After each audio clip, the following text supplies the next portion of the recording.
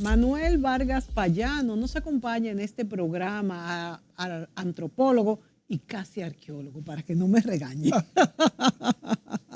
Manuel, vamos a ver, ¿qué papel juegan pues la intuición, la sensibilidad y la paciencia en el trabajo de un antropólogo? La antropología sociocultural implica sí. dedicar tiempo a ver, a escuchar, a sentir, al ritmo que la gente vive sus vidas. Entonces, uno no puede hacer antropología al vapor. Y uno no puede limitar la antropología sociocultural a aplicar cuestionarios, ni siquiera hacer preguntas de profundidad. Uno tiene que, en la medida de lo posible, usar esos recursos de medición o de entendimiento con estar cerca de la gente. Lo que en antropología se llama la observación participativa u observación participante. Es decir, si tú quieres entender el mundo de los jóvenes que están en el teteo, tú tienes que ir a un teteo, aunque no te guste. Si tú quieres entender el mundo de la religión, tú tienes que ir a los servicios religiosos y participar. Y yo creo que tiene que resultar interesante, aunque no le guste. Siempre es interesante. Siempre. Siempre es interesante. Por lo menos para mí lo es. Sí, yo creo que sí. Que entonces, es interesante. Sí, la paciencia, pero también el genuino interés en entender al otro.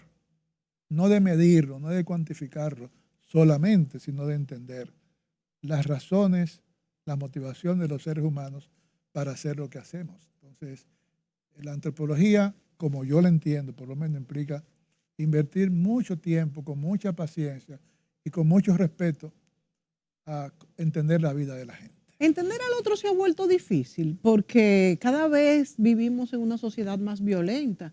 O vamos a decir la violencia, porque es verdad que antes, qué sé yo, en la Edad Media era una sociedad muy violenta, es indudable, pero no era una violencia distinta.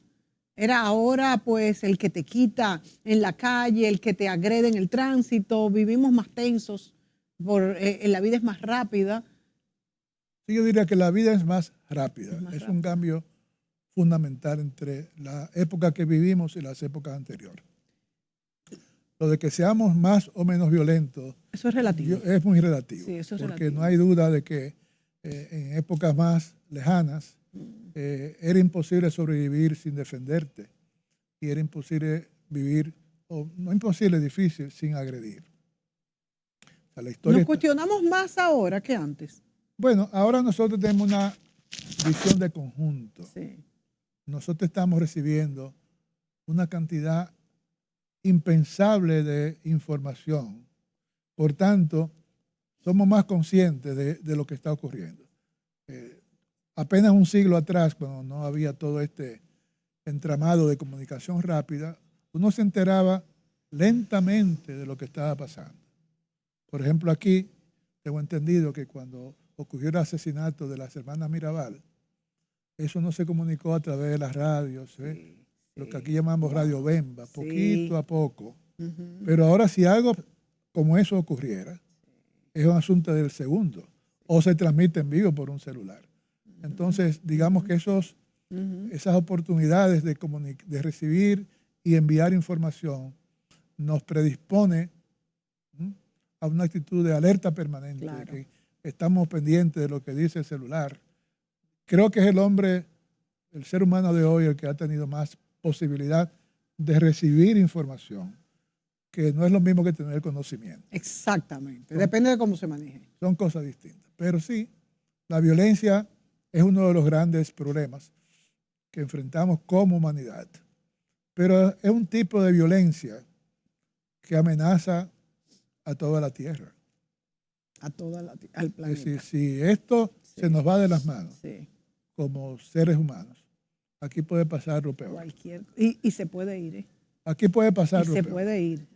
No sabemos si en esta isla bendita llegará, pero yo creo que llegaría a todo el mundo. Esperemos que eso nunca ocurra. Esperemos que eso nunca ocurra. Sin duda estamos en un momento muy difícil para la humanidad. Muy difícil.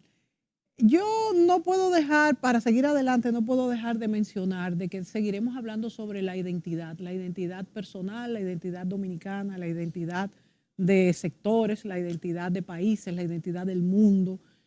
Y eso podemos seguirlo conversando con Manuel Vargas Payanos en otra ocasión. Pero para continuar este programa sobre antropología y las experiencias de Manuel, me gustaría preguntarte, Manuel, así brevemente, si puedes contar algo de los primeros pobladores de la isla de Santo Domingo, a partir de algunos estudios que hayas hecho tú o arqueólogos o en los museos y demás. Yo no he hecho estudios sobre ese tema. Yo he Sí. visitado sitios. Sí. Hace poco estuve en las cuevas del Pomier. Conozco muchos sitios en la zona, en la costa sur de Azua hasta Pedernales. Yo conozco toda esa zona caminando por dentro. Caminando por dentro.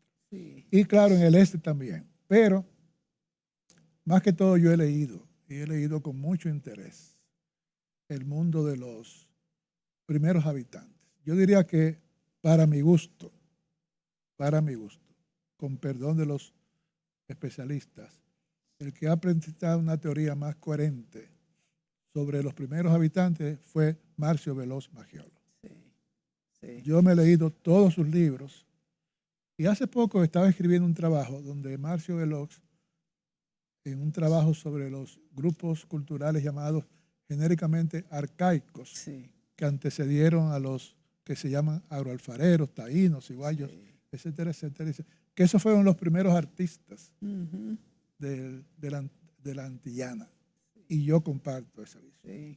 Sí. A los arcaicos, que quiere decir los primeros pobladores, el propio nombre arcaico como que los degrada. Sí, los degrada un poco, sí. Sin embargo, cuando uno mira las hachas, las pesas para hundir la nasa de pescar, cuando uno analiza las piedras que trabajaron, ahí había arte. No conocían el metal. ¿Con qué fabricaron esas piezas? Puntiagudas. Ese es el sílex. El sílex ya es partido, sí, pero las piedras usadas para construir un hacha, sí, pulida, con diseños, implicó un talento, una sensibilidad artística que, en mi opinión, no ha sido suficientemente valorada. Por eso yo le agradezco mucho a Marcio Veloz que haya dicho todo esto escrito que esos fueron los primeros artistas caribeños. Manuel, mencionaste las cuevas del Pomier. ¿Por qué son tan importantes estas pinturas rupestres que aparece allí? Que tengo entendido que son muchas. Y también, sí, creo que hablaron hasta de casi 1000, creo. O sea, cerca. Sí. Primero, ¿cuál es su valor? Si está siendo declarada Patrimonio de la Humanidad y si está en peligro, porque hay muchas que se habla de los mineros, de la piedra caliza y todo eso. Está en peligro, no hay duda. Y por eso yo pienso que fue muy atinada la decisión del presidente de la República de paralizar la extracción minera y comenzar a pensar en cómo proteger lo que ya no se dañó. Hay mucho que ya está irreversiblemente perdido. Mucho. Yo fui... ¿Por las explosiones? No son solo por las explosiones, lo voy a explicar brevemente. Sí. Yo fui hace poco con Manuel García Arévalo, conocido por Carlos Andújar, el jefe de nosotros dos. Y fuimos a ver lo que había ocurrido. Eso fue antes del señor presidente tomar la decisión, 4 o 5 días antes. Ya yo conocía las cuevas porque yo estudié en el Loyola en San Cristóbal. Entonces yo caminaba por ese mundo siendo estudiante hace ya bastante tiempo. Lo que hay ahí como arte rupestre es de un valor enorme. También hay ese tipo de expresión artística, filosófica, en muchas partes del país. No es el único sitio, pero sin duda esas son impresionantes. Está la Cueva de las Maravillas. El país está lleno, está el arte rupestre del lago de Riquillo, hasta en partes altas como Constanza están las llamadas piedras letradas, que son unos monolíticos preciosos con arte rupestre, no pintados, sino con escultórico, digamos. Entonces, el país tiene esa riqueza de nuestros antepasados. Volviendo a la pregunta de dónde venimos, es importante retomar ese referente histórico-cultural y vincularlo a nuestro presente. y protegerlo para el futuro. Sí. Entonces, preservar las cuevas del Pomier y los otros sitios arqueológicos es un aporte a la memoria colectiva. Es un aporte a seguir reafirmando lo que somos como pueblo y lo que queremos seguir siendo como pueblo. Es proteger nuestra identidad. Proteger nuestra identidad. Y si queremos irnos por el lado económico, también nos ayudaría el turismo. Por supuesto. Entonces, es que todo forma parte de lo mismo. Evidentemente. Bueno, pero hablando de las cuevas del Pomier y hablando de estas, como mezclando un poquito la antropología y la arqueología con aventura, se me ocurre preguntarte, Manuel, por la percepción de las personas, del arqueólogo, del antropólogo, a través de películas, del cine. ¿Qué mensaje nos dan? Ese es un mundo fascinante. Sí. En realidad el cine no tiene demasiado tiempo, Sí. en términos históricos, y en el país el cine, hasta donde yo sé, comenzó por Puerto Plata, creo que en 1902 o 1905. Fue la primera sala de cine que se hizo en el país. Pero ya en la segunda, tercera década del siglo XX ya había cineastas dominicanos, comenzando por una mujer. ¿Quién era? Ya el nombre lo veremos después, Sí. que documentó la construcción de puentes y carreteras en la línea noroeste en Santiago. De manera que aquí hay... O sea que además documentó, qué bien. Sí, hay documentos. Entonces, nuestra generación, nuestro mundo de hoy, casi es impensable sin el cine. Sí. Y ahora con todas estas plataformas de series, de Netflix, con el celular, ya nosotros, en realidad, en gran medida vemos el mundo a través de la pantalla. Sí. Es que ya no hay ni que viajar. Claro, Bueno, no es lo mismo. No es lo mismo. No es lo mismo. Pero es una forma de viajar. Sí, Entonces, sí, en una producción de cine, te resumen en hora y media una historia que para tú vivirla personalmente te tomaría toda tu vida. Claro. Entonces, sin duda, una marca de nos acerca. Sí, nos acerca. Una marca de nuestra humanidad de hoy es el cine, en sus diferentes manifestaciones. Yo enseñé en Estados Unidos antropología visual, que incluyó el cine. Yo tuve la oportunidad, la dicha, digamos, ya en el año 74, más o menos, de hacer un entrenamiento en comunicación en España, que fue la primera vez que yo salí del país. Y hice un mes de cine. Wow. En España, y aprendí muchísimo. Fue una Qué experiencia bien. fascinante. Y lo traigo a colación porque como yo enseñaba antropología visual en Estados Unidos, se me ocurrió que los estudiantes hicieran un ensayo con fotografías o con video respondiendo 3 preguntas. ¿Quién soy yo? ¿Cuál es mi misión en la vida? ¿Y cómo yo veo mi futuro? Y lo que salió de ahí todavía me conmueve hablar porque era poderosísimo. Con imágenes. Cómo esos muchachos respondían a esas preguntas usando imágenes. Y a veces las imágenes decían mucho más que las palabras. De manera que, sí, el lenguaje del cine, sin duda. Es que las imágenes llegan, señores. Llenan, por supuesto. Llegan. Manuel, en ese escrutinio constante de esa mente de un investigador, ¿qué piensas sobre los dilemas contemporáneos, vamos a decir? Esta posverdad, como se le llama, esta inteligencia artificial, sobre la ética, que es tan interesante. ¿Cuál es el futuro? Yo no sé cuál es el futuro. Yo sí sé que el futuro es inseparable de la inteligencia artificial. Sí. Que la inteligencia artificial llegó para quedarse, con sus dimensiones positivas y con sus grandes preocupaciones. Sí. Ya se usa la inteligencia artificial en producción de conocimiento, que ya es mucho, no solamente en labores de producción de objetos, ya la inteligencia artificial es parte de nuestro tejido social contemporáneo. ¿Se podría usar para hacer daño? Yo espero que no. Ojalá que no. Pero también se puede usar para hacer bien. La salud, por ejemplo. Pienso yo que nosotros estamos en un punto de inflexión como humanidad, donde por un lado nosotros como seres humanos, como especie, como sapiens, tenemos una capacidad casi ilimitada de producir riqueza. Y estamos Casi mirando ilimitada, es ciudades, lugares como Dubái, una competencia por quién construye el rascacielos más alto. Están construyendo cosas que era imposible pensar, puentes de 30 kilómetros, comunicaciones subterráneas. Esa capacidad de producir riquezas y obras fastuosas tiene como interrogante la desigualdad social. Sí. O sea, ¿cómo es Pero cada posible? vez hay menos pobres. No en el mundo, porque también la pobreza no es solamente definida Ah, por, no, el, por por el supuesto. ingreso. Por supuesto. Más bien por se habla de la supuesto. brecha. Claro, claro. Sí, De la brecha sí, entre los sí, que pueden y los que no sí, pueden. sí, sí. Que no se limita a la pobreza. No. Es el problema de lo que yo llamo las oportunidades. Claro, claro. Que yo tengo como persona de clase media un menú inmenso de posibilidades. Claro. Yo puedo elegir Sí. oportunidades. Hay una franja de la población Que no puede. no tiene oportunidades, pero mucho más limitadas. Entonces, pienso que un desafío de nosotros como especie es buscar armonizar tanto como sea posible. No hablo de igualdad.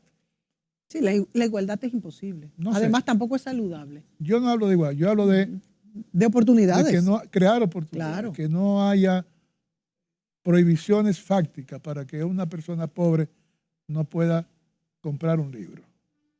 Y un niño no pueda hacer el oficio que le guste, aprender a hacerlo. Aprender lo que quiera Claro. o jugar con un juguete que le guste. Claro. ¿De acuerdo? Entonces, la desigualdad social siempre ha existido.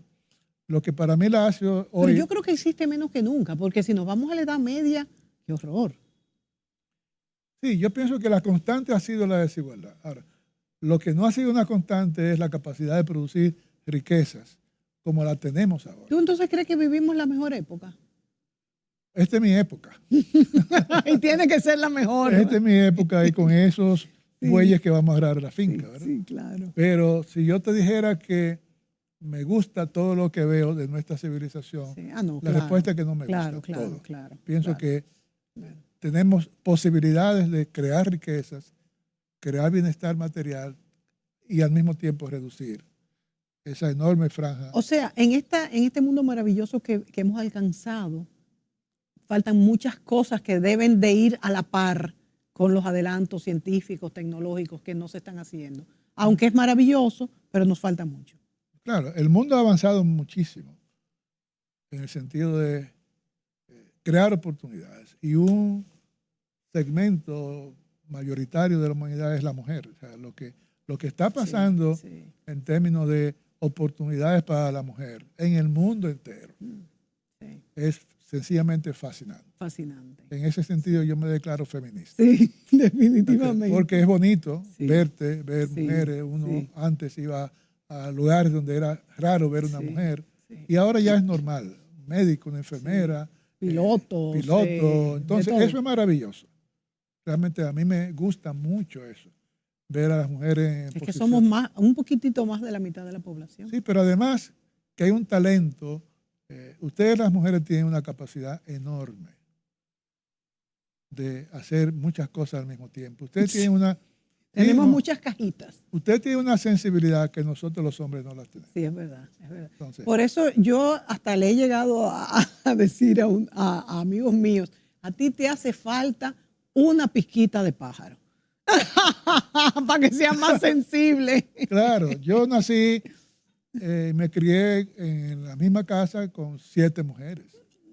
Y quizás eso te dio pues mi mamá, esa 6 hermanas y una abuela. Sí. Y lo que yo aprendí de mis amigas de infancia no tiene madre.